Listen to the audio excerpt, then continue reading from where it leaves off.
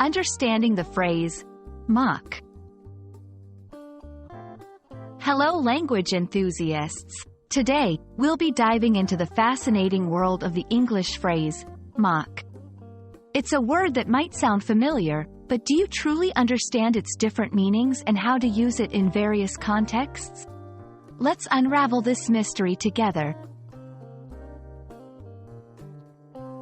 Mock primarily means to ridicule or to make fun of someone or something, often in a cruel way.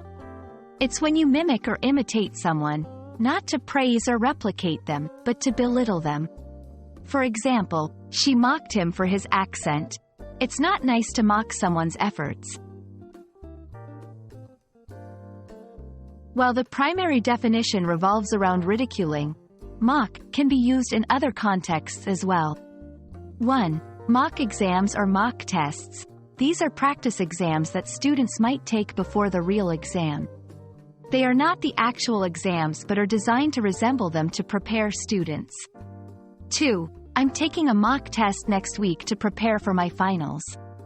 3. Mock-up. This is a model or replica of a machine, structure, or a design, often used to demonstrate or test something.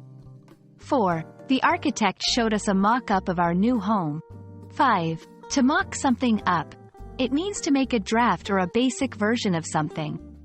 6. Can you mock up a design for our website? Mock can also be used as an adjective, which means something is not genuine or real, but is meant to imitate or resemble the real thing. For example, mock leather. This is not genuine leather but is made to look and feel like it.